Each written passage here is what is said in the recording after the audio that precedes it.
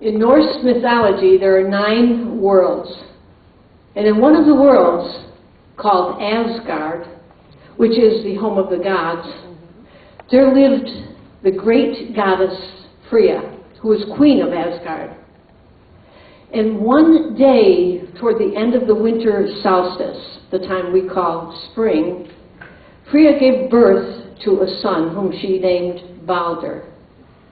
And when Balder was born, not only did she rejoice, Freya rejoiced, but the entire world of Asgard rejoiced with her.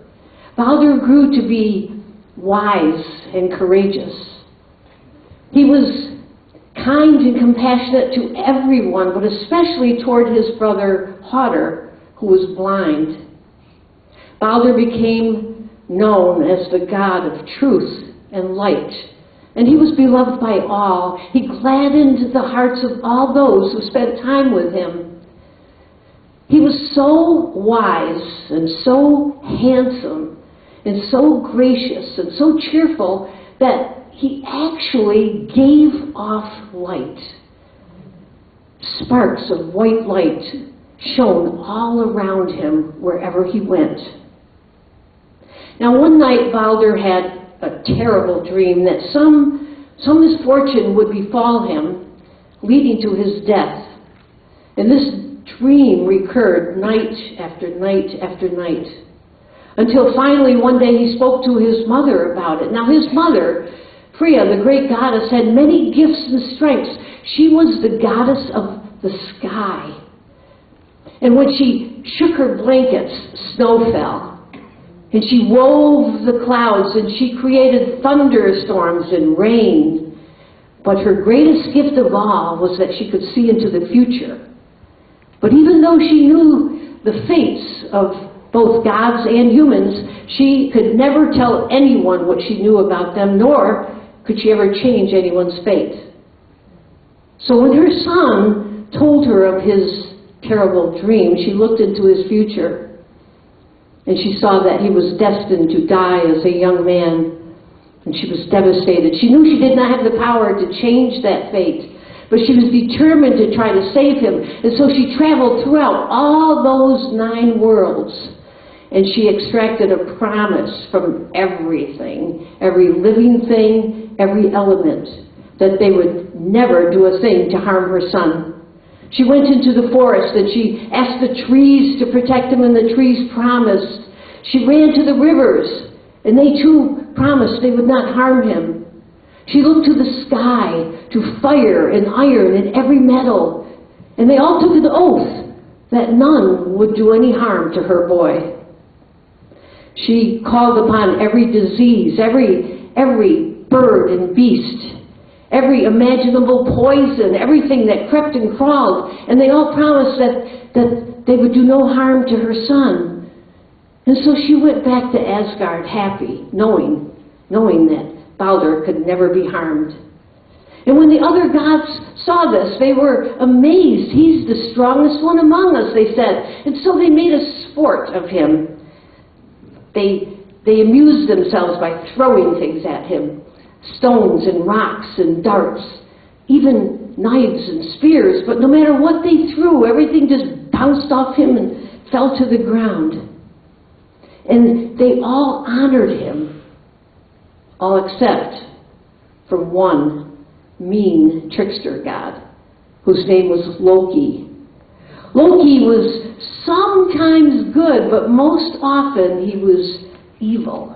And Loki just burned with jealousy at the thought of this young god getting all the attention. There must be something that can harm him. Why should he be so special, so fortunate? Loki asked himself. Now Loki was a shapeshifter.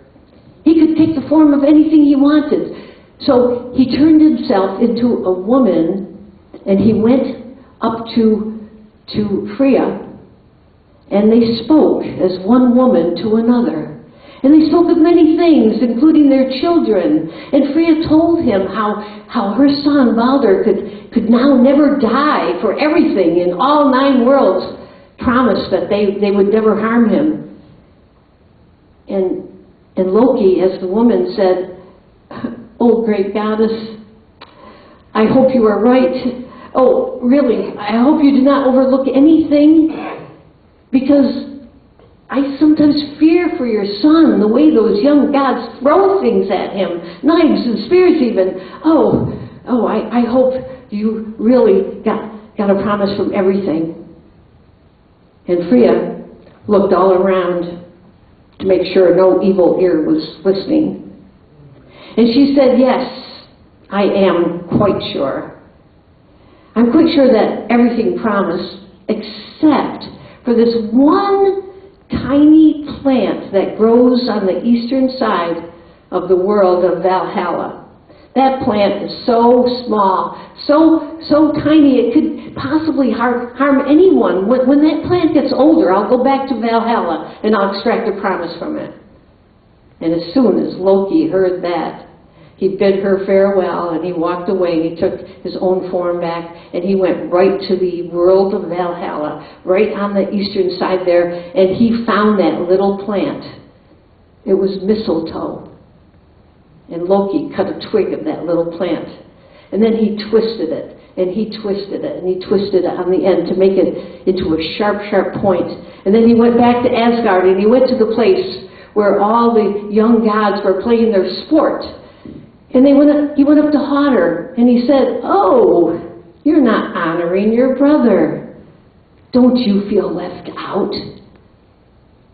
"Oh no," said Hodder, I cannot see my brother, for I am blind. And besides, I have nothing to throw." "Oh, well, I can help you with that," said Loki. And he took that dart that he made out of mistletoe, and he put it on the end of an arrow. And he strung his bow with that darted arrow, and he said to Hodder, "Here, I will guide your hand." And they stood right in front of Balder. And with Loki's help, Hodder pulled back that string and whew, let that arrow fly. And as soon as that arrow touched Balder's heart, his skin, it pierced right through his heart, and he fell down dead to the ground. And all his light, the sparks of light, faded like dying embers. And all of Asgard became dark, and the water turned to ice, and the leaves fell from the trees, and the birds no longer sang, and all the gods stood there trembling with fear and anguish. They didn't understand what happened. And Freya, who was nearby, ran, and she cradled her son, and she said, no, you cannot be dead. No, everything promised. I cheated death. You cannot be dead. But he was dead. And so Freya went to the land of the dead, and she spoke to the goddess of the underworld, whose name was Hela. And she begged her, pleaded with her, "Send my son back to Asgard. For all of creation, everything in the 9 worlds feels great sorrow for his loss. They are all grieving for him." And Hela said, if that is true, if everything is grieving for him, then let everything in the universe weep for him. And if they do, I will return him to Asgard. And so Freya once again traveled through the 9 worlds, and she extracted a tear from everything. From bird and bear, from rock and bush and tree and shrub, everything and everyone, except for Loki. Loki snickered. "I shall not weep for him," he said. And Freya turned to him in rage, and she grabbed him by the scruff of the neck. She put a spell on him so he could not change his form, and she dragged him to a tree, and she tied him there. And then she told Serpent to climb that tree, and with his fangs to spew venom onto the face of Loki and cause him great pain for all eternity. For although the love of the great goddess is infinite, so is her wrath.